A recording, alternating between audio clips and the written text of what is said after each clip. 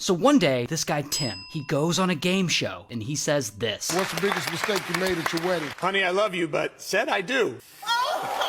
3 years later, after this episode airs, his wife is found unalive. And this video of Tim suddenly starts trending. Why? So Tim is actually married to this woman, Becky. And they've been married 11 years and they got a couple of kids. But one day he goes on Family Feud and he makes a joke about hating his wife. And everyone laughs and people dismiss it as typical boomer humor. But maybe it wasn't, because about a year after the game show, Tim and Becky start the process of getting a divorce. I guess they had been fighting a lot and now they can't stand each other. So Tim moves into a house about a mile away. And now they're separated, but they're still fighting. A lot. Like fighting over custody, fighting over money, fighting over the house. He files a protective order against her for stalking and harassing. It gets denied by a judge. She files a protective order against him. It gets denied by a judge. So finally, a judge orders just for Tim and Becky to stay away from each other unless they're dropping off the kids. A judge also orders Tim to return a 9mm pew pew that actually belongs to Becky. And that pew pew will become important later. Now during this time, Becky starts dating someone new, who we'll call New Guy.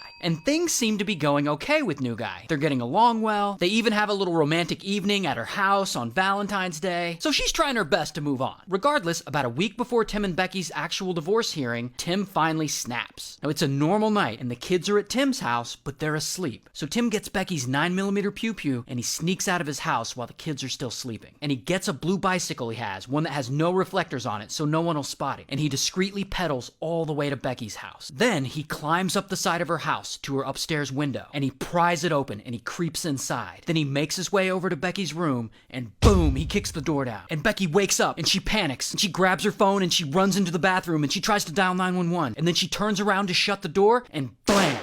Tim shoots her, knocking the phone out of her hand before she could complete her dial. Then he shoots her 13 more times. Then he leaves. He doesn't steal anything, he doesn't mess anything up, he just leaves. And unfortunately, Becky's father finds her the next day and she doesn't make it. And of course, police look into this, and immediately Tim is their #1 suspect. But he has an alibi. He's like, I was watching my kids that night. But police are not buying it. They get a search warrant, and they search his computer, and they find a bunch of stuff. They find that he set up a fake Facebook account recently to look at bikes for sale, specifically bikes without reflectors. Then they search the area around his house, and they find that someone ditched a blue bike, one without reflectors.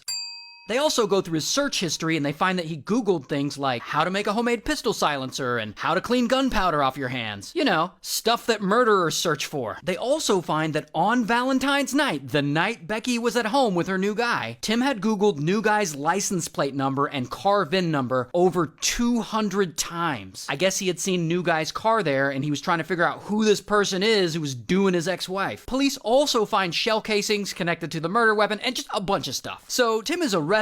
Here's his mugshot. Get a haircut, hippie. And he's charged with first-degree murder. He goes to trial. He's found guilty and he's sentenced to life. So I wonder if saying I do is still his biggest regret.